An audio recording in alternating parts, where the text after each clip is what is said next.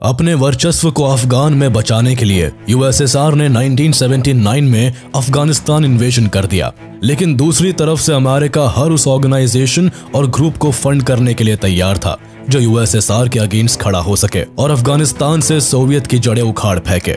इसी दरमियान अमेरिका ने मुजाहिदीनों एंड रिबेलियस ग्रुप्स को फंडिंग और ट्रेनिंग देनी शुरू कर दी। अफगानिस्तान में आने वाले कल के लिए कांटे बोए जाने लगे। मुजाहिदीन और अलकायदा धर्म के नाम पर विदेशों से भी टीनेजर बच्चों को रिक्रूट करने लगे और इस तरह अफगानिस्तान में एक नए युग की शुरुआत होने लगी। अमेरिका की मदद से मुजाहिदीन अफगान की गद्दी तो छीन लेते हैं, लेकिन फिर वो देश के अंदर सिविल वॉर में फंसकर खुद बिखर जाते हैं। इसके बाद अफगान में तालिबान का उदय होता है। अब तालिबान अफगान का सर्वे सर्वा बन जाता है। एक वक्त पर यूएसएसआर से छुटकारा चाहने वाला अफगान यूएसए का हितैषी बनकर बैठा था, लेकिन ऐसा क्या हुआ कि फिर तालिबान ने यूएसए से दुश्मनी ले ली? बरसों की लंबी लड़ाई आखिर क्यों हुई? कैसे तालिबान ने पूरे अफगान में अपना सिक्का जमा लिया और कैसे आज अफगानिस्तान तालिबान की अगुवाई में दाने दाने को मोहताज होकर बैठा है? ये कहानी शुरू होती है लेट 1970s से, जब साउथ एशिया में कोल्ड वॉर अपने पीक पर आ गया था और अमेरिका एंड यूएसएसआर अफगानिस्तान पर अपने वर्चस्व को लेकर बहुत अधिक अग्रेसिव हो गए थे। अफगानिस्तान के अंदर यूएसएसआर का बढ़ता इन्फ्लुएंस अमेरिका को रास नहीं आ रहा था। अमेरिका इस बात को अच्छी तरह से जानता था कि अगर यूएसएसआर को नहीं रोका गया तो फ्यूचर में अमेरिका के लिए बड़ा खतरा खड़ा हो सकता है। वहीं दूसरी ओर Korean war and Vietnam war में मिली हार से अमेरिका पॉलिटिकली काफी अफेक्ट हुआ था।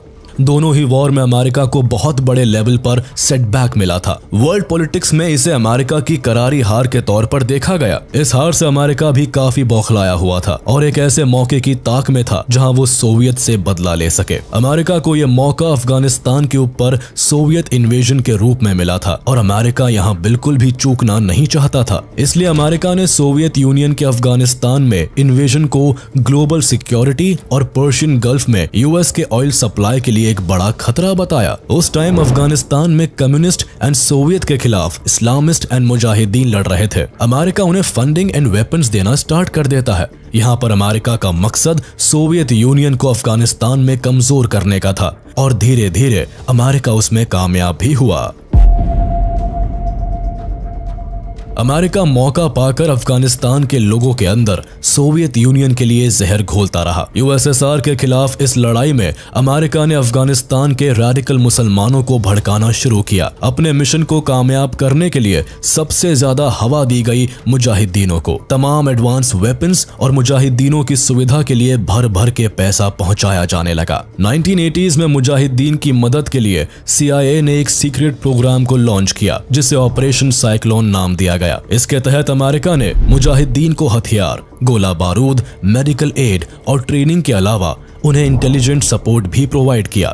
मुजाहिदीनों को आसानी के साथ अमेरिका का वीजा दिया जाने लगा। सोवियत से बदले की आग में अमेरिका ने पहले 6 साल में ही मुजाहिदीन को $3.2 बिलियन का फंड एंड वेपन्स प्रोवाइड किया और आने वाले सालों में यह आंकड़ा बढ़ता चला गया।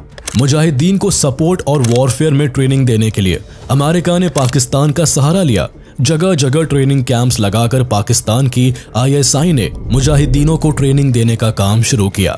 यहाँ अफगान फाइटर्स को बेसिक मिलिट्री ट्रेनिंग से लेकर फायर आर्म्स और एडवांस मिलिट्री ट्रेनिंग दी गई और ये सब कुछ अमेरिका की देखरेख में किया गया। इसी के साथ सऊदी अरेबिया जैसे इस्लामिस्ट कंट्रीज ने भी अफगान की लड़ाई में मुजाहिदीन को अपना समर्थन दे दिया था। अमेरिका ने इस लड़ाई को धर्म की लड़ाई बताकर इस्लामिक देशों से ज्यादा इस्लामिक वॉलंटियर्स को अफगानिस्तान में लड़ने के लिए आने को कहा। अफगानिस्तान के अलग अलग कबीलों के हजारों युवाओं को सोवियत यूनियन और उनकी सरकार के खिलाफ भड़काया जा रहा था। इस तरह इस मूवमेंट में अफगानिस्तान के छात्र भी आगे बढ़ चढ़कर हिस्सा लेने लगे। सऊदी अरेबिया से भी कई जवान लड़कों ने सोवियत अफगान वॉर को ज्वाइन किया और उन्हीं में से एक था ओसामा बिन लादेन, जो आगे चलकर अमेरिका ही नहीं बल्कि दुनिया के लिए आतंक का दूसरा नाम बन गया। Osama bin Laden Saudi Arabia के एक अमीर परिवार से था अपने कॉलेज के टाइम से ही ओसामा मुस्लिम एक्सट्रीमिस्ट लोगों के इन्फ्लुएंस में आ गया था। ओसामा एक्सट्रीम इस्लामिस्ट आइडियोलॉजी से जुड़े होने के नाते सोवियत यूनियन के इन्वेजन को इस्लाम पर एक बहुत बड़ा हमला समझता था और सोवियत अफगान की होली वॉर में वो इस्लाम धर्म की जीत चाहता था। यूएसएसआर को अफगानिस्तान से भगाने के लिए और इस्लामिक जिहादी गतिविधियों को सपोर्ट करने के लिए ओसामा बिन लादेन ने अपने कुछ साथियों के साथ 1984 में मकतब अल खिदामत नाम की संस्था बनाई और इसके ठीक 4 साल बाद 1988 में उसने मकतब अल खिदामत को डिसॉल्व करके अल कायदा बना दिया, जिसे उसने अपने मरने तक हेड किया। अल कायदा का मुख्य काम जिहादी एक्टिविटीज को फ्यूल करना था। 1980s में ओसामा पाकिस्तान के पेशावर में आया। भले ही वह मुजाहिदीन फाइटर नहीं बना, लेकिन अपने कनेक्शन से उसने सोवियत संघ के खिलाफ युद्ध के लिए फॉरेन मुजाहिदीन के रिक्रूटमेंट एंड फंड रेजिंग में महत्वपूर्ण भूमिका निभाई। उसने मिडिल ईस्ट में कई जवान लड़कों को अफगान जिहाद के लिए प्रेरित किया और हजारों की संख्या में मुजाहिदीन को रिक्रूट किया गया। इस काम में मकतब अल खिदामत को यूएसए का भी साथ मिला और इससे हुआ ये कि अफगानिस्तान में मुजाहिदीन की स्ट्रांग होती पोजीशन के सामने सोवियत यूनियन कमजोर पड़ने लगा। हालांकि अब तक अमेरिका लादेन की इस ऑर्गेनाइजेशन को सपोर्ट करता आ रहा था, लेकिन उन्हें इस वक्त तक इस बात का जरा भी एहसास नहीं था कि यही लादेन एक दिन अमेरिका के लिए बहुत बड़ा सिरदर्द बनने वाला था। बबरक करमल अफगानिस्तान के प्रेसिडेंट बनते ही अफगानिस्तान में हो रहे इस्लामिस्ट एंड मुजाहिदीन के रिवॉल्ट्स को सुलझाने के कई प्रयास करते हैं। उनकी कई कोशिशों के बावजूद मुजाहिदीन हार नहीं मानते हैं और अमेरिका की हेल्प से लगातार कम्युनिस्ट एंड सोवियत के खिलाफ बगावत करते रहते हैं। करमल लाख कोशिशों के बावजूद भी देश में हो रहे मुजाहिदीनों के हमलों को नहीं रोक पा रहे थे। अफगानिस्तान में हो रहे इस उथल पुथल से मॉस्को ने भी करमल को बोझ मानना शुरू कर दिया और पब्लिकली करमल को अफगानिस्तान की समस्याओं के लिए दोषी ठहरा दिया। इसके बाद नवंबर 1986 में उन्होंने प्रेसिडेंट के पद से इस्तीफा दे दिया और उनकी जगह अफगानिस्तान सीक्रेट पुलिस के फॉर्मर हेड मोहम्मद नजीबुल्लाह को अफगानिस्तान का प्रेसिडेंट नियुक्त किया गया।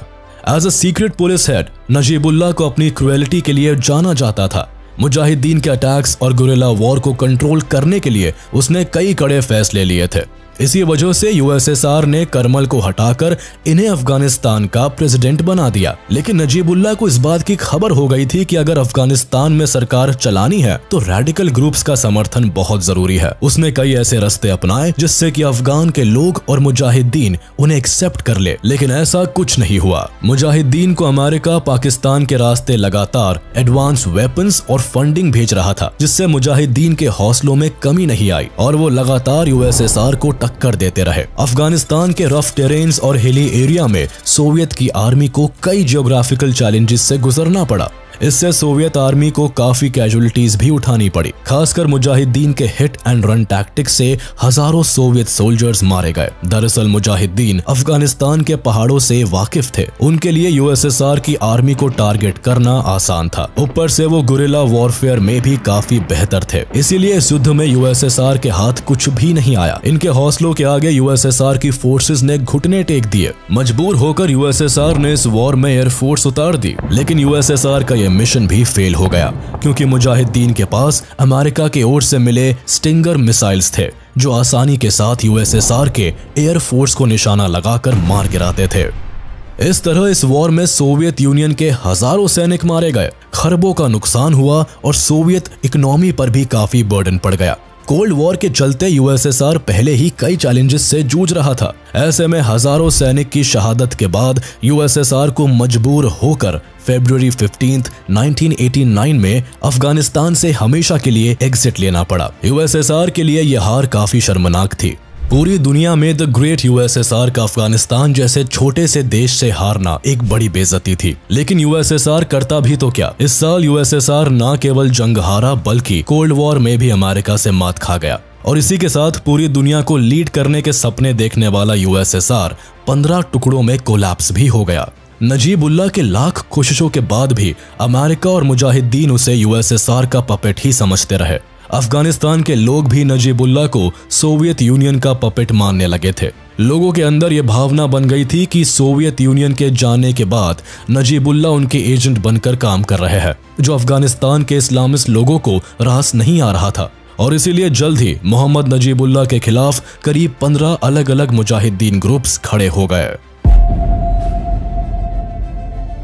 यूएसएसआर के विड्रॉल के बावजूद नजीबुल्लाह कुछ साल तक तो अफगानिस्तान की गद्दी पर रहे, लेकिन 1992 आते आते मोहम्मद नजीबुल्लाह को अपनी जान बचाना भारी पड़ रहा था और इसीलिए उन्होंने अपनी बीवी और बेटी को भारत भेज दिया था। ऑपरेशन साइक्लोन के तहत 1992 तक America Mujahideen and Islamist group की फंडिंग करता रहा। इसीलिए यूएसएसआर के जाने के बाद भी मुजाहिदीन ने अफगानिस्तान गवर्नमेंट के खिलाफ अपनी लड़ाई जारी रखी। खतरा ज्यादा देखकर नजीबुल्लाह को अपनी कुर्सी छोड़ने का ऐलान करना पड़ा। इसी वक्त नजीबुल्लाह देश से भागते वक्त एयरपोर्ट पर पकड़े जाते हैं। फ्लाइट बोर्डिंग के दौरान उन्हें रोक लिया गया। सिक्योरिटी गार्ड्स ने उन दिनों राष्ट्रपति को देश के बाहर जाने से रोक दिया। इसके बाद अपनी राजधानी में फंसे नजीबुल्लाह ने यूएन ऑफिस के कंपाउंड में शरण ले ली और 1996 तक वही हाउस अरेस्ट में रहे।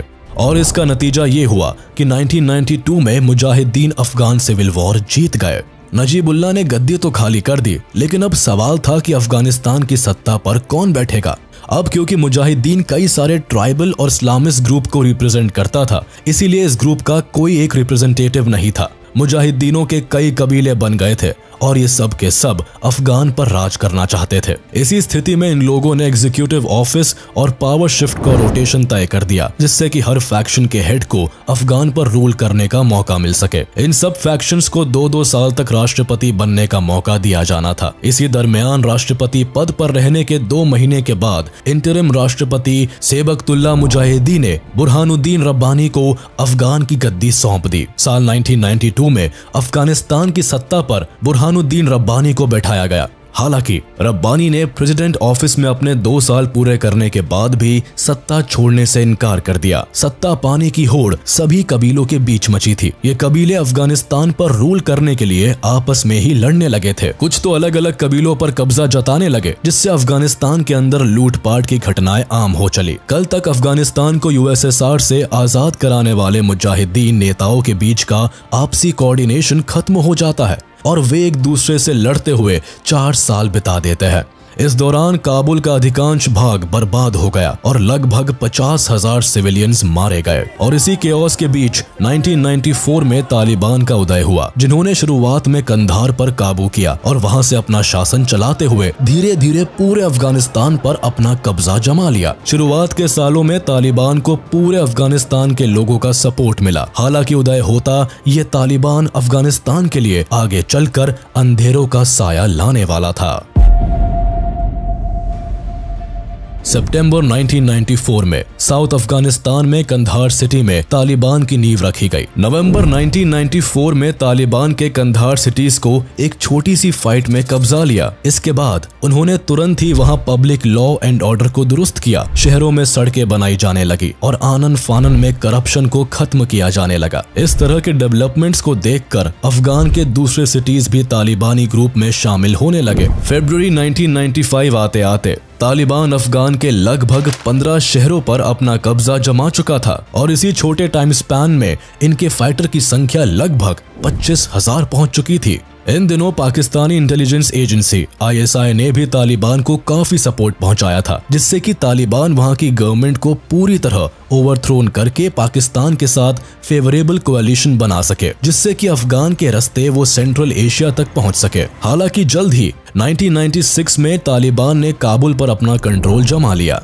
इसी समय 27 सितंबर 1996 को तालिबानियों ने काबुल में UNO के ऑफिस में घुसकर मोहम्मद नजीबुल्लाह की बड़ी बेरहमी से हत्या कर दी, जो 4 साल से तालिबानियों से जान बचाकर UNO ऑफिस में छिपे थे। इनकी लाश को चौराहे पर लटका दिया था। पावर में आने के साथ ही तालिबान ने इस्लामिक एमिरेट्स ऑफ अफगानिस्तान को स्टैब्लिश किया और इसके साथ ही शरिया लॉ को पूरे अफगान में लागू कर दिया। इसके साथ ही अफगानिस्तान में औरतों और बच्चों के अधिकार छीने गए। स्कूल्स, कॉलेजेस बंद होने लगे और मदरसा में एजुकेशन दी जाने लगी।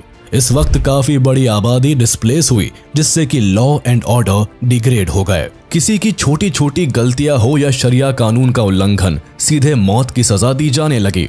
औरतों की जिंदगी और भी बदतर हो गई। तालिबानी हेड ओमर के आदेश पर देश में शरिया कानून को लागू करने के लिए तालिबानी नॉर्मल सिटीजन्स को हर तरीके से प्रताड़ित करने लगे। तालिबान ने अफगानिस्तान की सत्ता में आते ही कई कंजर्वेटिव लॉज को इम्प्लीमेंट करना शुरू कर दिया। इस कड़ी में तालिबान ने अफगानिस्तान में शरिया लॉ को इम्प्लीमेंट किया, जिसके अंतर्गत छोटी सी गलती के लिए भी लोगों के हाथ और सर काटने की सजा दी जाने लगी। महिलाओं का अकेले घर से बाहर निकलना बंद हो गया। Movies, TV, music, cinema, photography, NGO और कई सारी चीजों को तालिबान ने बैन कर दिया। इसके अलावा वेस्टर्न एजुकेशन को बंद करके तालिबान ने रिलीजियस एजुकेशन को प्रमोट किया। इनके राज में लोग कैद में रहने के लिए मजबूर हो गए, खासकर महिलाओं से उनका अधिकार छीन लिया गया। हालात इतने बदतर हो गए कि रिलीजियस इंटॉलरेंस के चलते तालिबान में कल्चरल हेरिटेज बामियान बुद्धास को भी तबाह कर दिया गया और दूसरे धर्मों का बुरी तरह सप्रेशन हुआ। तालिबान अफगानिस्तान के अंदर जनता पर लगातार स्ट्रिक्ट इस्लामिक लॉज थोपता रहा, जिससे आम आदमी का जीना मुहाल हो गया। एक तरफ Afghanistan social and political turmoil से गुजर रहा था, वहीं दूसरी ओर अफगानिस्तान के इंफ्रास्ट्रक्चर और इकोनॉमी की हालत और भी खराब होती चली गई। फूड शॉर्टेज, बेसिक नेसेसिटी की कमी के चलते देश में गरीबी और भूखमरी के हालात पैदा होने लगे। जनता चाहकर भी अपने हक के लिए आवाज नहीं उठा सकती थी, इसीलिए लाखों लोग अफगानिस्तान को छोड़कर पाकिस्तान में रेफ्यूजी बनने पर मजबूर हो गए। इसी दौरान मुल्ला उमर अफगानिस्तान में ओसामा बिन लादेन को पनाह देता है और अल कायदा टेररिस्ट ऑर्गेनाइजेशन को चलाने के लिए अफगानिस्तान ओसामा बिन लादेन का बेस बन जाता है। यहाँ से ओसामा बिन लादेन 11 सितंबर 2001 को अमेरिका के वर्ल्ड ट्रेड सेंटर पर अटैक करता है। इस अटैक में अमेरिका के अंदर हजारों सिविलियंस मारे जाते हैं। 9/11 के नाम से जाना जाने वाले इस अटैक से अमेरिका को एक बड़ा झटका लगता है। ये हमला सुपर पावर अमेरिका की नींव हिला देता है और अमेरिका अफगानिस्तान से तालिबान को खत्म करने की कसम खाता है। यूएसए आतंकवाद को रोकने के लिए मुल्ला उमर से ओसामा बिन लादेन को हैंडओवर करने के लिए कहता है, लेकिन मुल्ला उमर अमेरिका के सामने घुटने टेकने से इनकार कर देता है, जिसके बाद अमेरिका ओसामा बिन लादेन को मारने के लिए और अल कायदा को पूरी तरह से खत्म करने के लिए अफगानिस्तान पर अटैक कर देता है।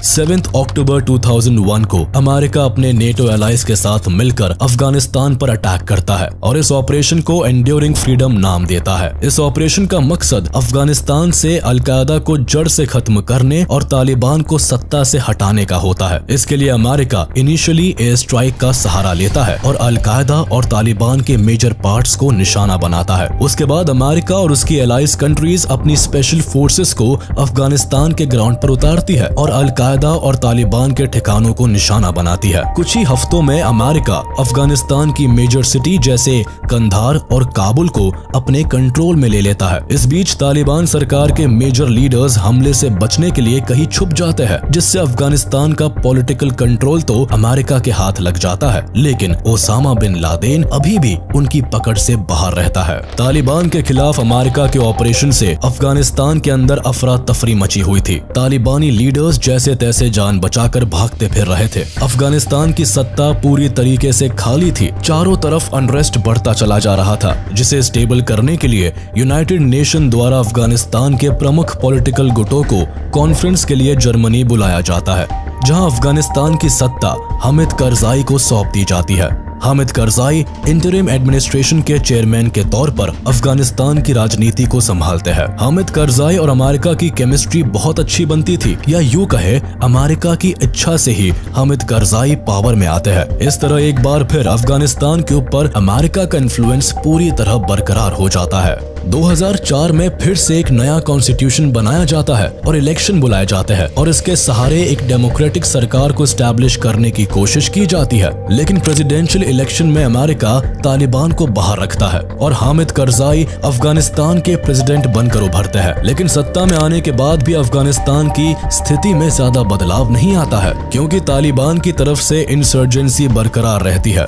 साथ ही हामिद करजाई की इकोनॉमिक डेवलपमेंट और इंफ्रास्ट्रक्चर की कोशिशें भी नाकाम होती है, क्योंकि सरकारी सिस्टम ऊपर से लेकर नीचे तक करप्शन में डूबा रहता है। यूएसए का अफगानिस्तान में फोकस ओसामा बिन लादेन और अल कायदा जरूर होता है, लेकिन तालिबान और यूएसए दोनों अफगानिस्तान में अपने पॉलिटिकल कंट्रोल को स्टैब्लिश करने के लिए लड़ते रहते हैं। अमेरिका तालिबान के खिलाफ अफगान सिक्योरिटी फोर्सेस को फाइनेंशियल असिस्टेंस, मिलिट्री एड और ट्रेनिंग प्रोवाइड करता है। लेकिन इराक में इन्वेजन से जैसे ही अमेरिका का फोकस अफगानिस्तान से शिफ्ट होता है, तभी तालिबान फोकस्ड होकर यूनाइट होना शुरू कर देता है। अब क्योंकि अमेरिका और नेटो एलाइज की आर्मी मेनली सिटीज तक सीमित होती है, इसी का फायदा उठाकर तालिबान अफगानिस्तान के रूरल एरिया को कब्जे में लेता है और वहां अपनी पैरेलल गवर्नमेंट को चलाना शुरू कर देता है। दूसरी तरफ रूरल एरियाज में अमेरिका को भी एक्सट्रीम ज्योग्राफिकल कंडीशंस के चलते तालिबान को हराना मुश्किल होता है। इसके अलावा अमेरिका तालिबान इंसर्जेंसी के खिलाफ जब भी ऑफेंसिव अटैक करता है तो तालिबानी इंसर्जेंट्स पाकिस्तान के बॉर्डर एरिया में जाकर छिप जाते हैं। दोनों देशों के बीच की ये जंग 2006 के बाद से एक्सट्रीम वायलेंस का रूप ले लेती है, जिसमें अमेरिका को हैवी कैजुअलिटीज झेलनी पड़ती है। इस लड़ाई में अमेरिका पानी की तरह पैसा, हथियार और समय वेस्ट करता है, लेकिन फिर भी अमेरिका और नेटो के हजारों सैनिक इस युद्ध की बलि चढ़ जाते हैं।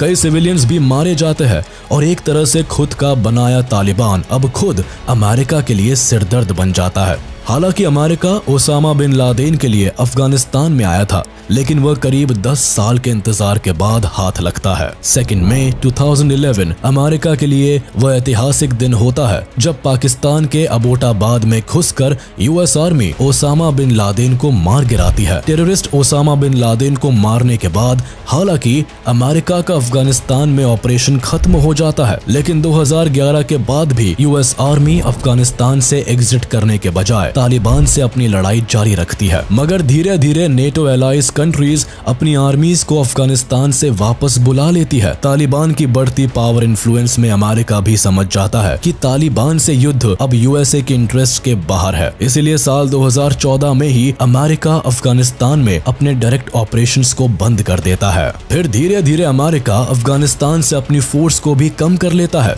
लेकिन साल 2020 तक यूएस आर्मी अफगानिस्तान में अपनी उपस्थिति कायम रखती है।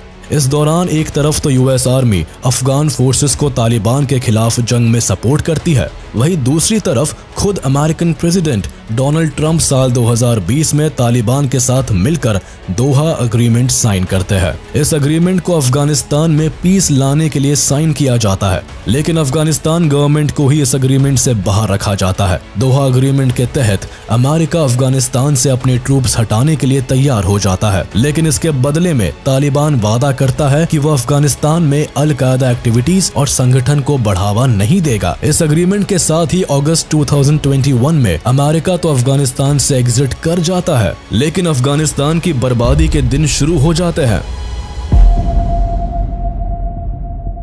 अमेरिका के एग्जिट के साथ ही तालिबान तेजी से अफगानिस्तान पर अपना कंट्रोल स्टैब्लिश करता है। सितंबर 2021 में तालिबान अशरफ घानी के अफगानिस्तान गवर्नमेंट को गिराकर एक नए इंटरिम गवर्नमेंट को फॉर्म करती है, जिसमें मुल्ला मोहम्मद हसन अखुंड को पीएम और मुल्ला अब्दुल घानी बरादर को डेप्यूटी पीएम बनाया जाता है। तालिबानी सरकार शुरुआत में एक अच्छे गवर्नेंस, गुड एजुकेशन और लिबरल लॉ लाने का वादा करता है, लेकिन जल्द ही वो अपने बात से मुकरना शुरू कर देते हैं। तुरंत ही तालिबानी लीडर्स अफगान में शरिया लॉ लगा देते हैं।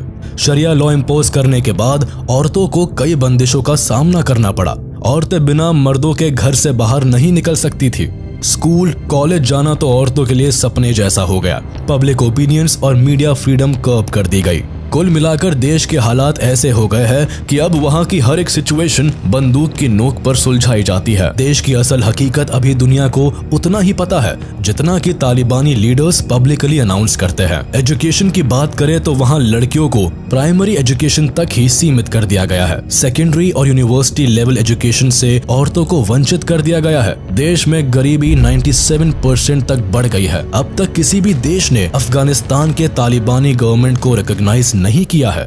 इसी वजह से कोई भी देश बाहर से इन्हें कोई फाइनेंशियल एड नहीं दे रहा है। देश में ह्यूमैनिटेरियन क्राइसिस बढ़ गया है। तालिबानी गवर्नमेंट ने सत्ता कब्जाते ही 33 मेंबर्स की पूरी कैबिनेट डिक्लेयर कर दी थी, लेकिन इनकी इस कैबिनेट का सिलेक्शन पॉलिटिकली या ग्लोबली एक्सपीरियंस देखकर नहीं किया गया है, बल्कि इसमें ज्यादातर पश्तून और हकानी जैसे कंटरपत्थी शामिल किए गए हैं। जो सिर्फ शरिया कानून के रखवाले बन बैठे हैं और इन्हें जनता के भूख प्यास से मतलब नहीं है। तालिबान किसी भी तरह के इंटरनेशनल लॉ को एक्सेप्ट करने से पूरी तरह कतराता है। जुलाई 2022 में तालिबान के हाईएस्ट लीडर हैबतुल्लाह खुंडजादा ने तालिबान के अंदर किसी भी देश के हस्तक्षेप को स्वीकार न करने की हिदायत दे डाली है। एक और जहां अफगानिस्तान के पुराने संबंध खत्म करते हुए तालिबान ने पूरी तरह से वेस्टर्न कंट्रीज से नाता तोड़ लिया है, तो वहीं दूसरी ओर चाइना और रशिया से धड़ल्ले के साथ ट्रेड कर रहा है। वेस्टर्न कंट्रीज की नाराजगी से $मिलियन का आने वाला फाइनेंशियल एड भी बंद हो गया है, क्योंकि अफगान की तालिबानी सरकार को किसी भी देश ने मान्यता नहीं दी है। ऐसे स्थिति में यूएस ने अफगान को ह्यूमैनिटेरियन कॉज पर मिलने वाले फंड पर रोक लगा दी है। अफगान शुरू से ही एड्स और फंड्स के भरोसे रहा है, और अब जब वेस्टर्न कंट्रीज ने फंड्स फ्रीज कर दिए हैं, तब ऐसी स्थिति में अफगानिस्तान की इकोनॉमिक कंडीशन काफी खस्ता हो गई है। सरकार लोगों को प्रॉपर्ली खाना पीना, एजुकेशन और हेल्थ केयर सिस्टम सही तरीके से नहीं दे पा रही है। अब तालिबान को लगभग 2 साल हो चुके हैं अफगान पर राज करते हुए, लेकिन अब तक वहां की सिचुएशन सुधरी नहीं है। फेमाइन जैसी कंडीशंस लगातार बढ़ रही है, और ऐसे में यह कहना बहुत मुश्किल है कि तालिबान इस देश को चला भी पाएगा या फिर से किसी टेररिस्ट ग्रुप का हिस्सा बनकर दुनिया के लिए एक नया सरदर्द बन जाएगा।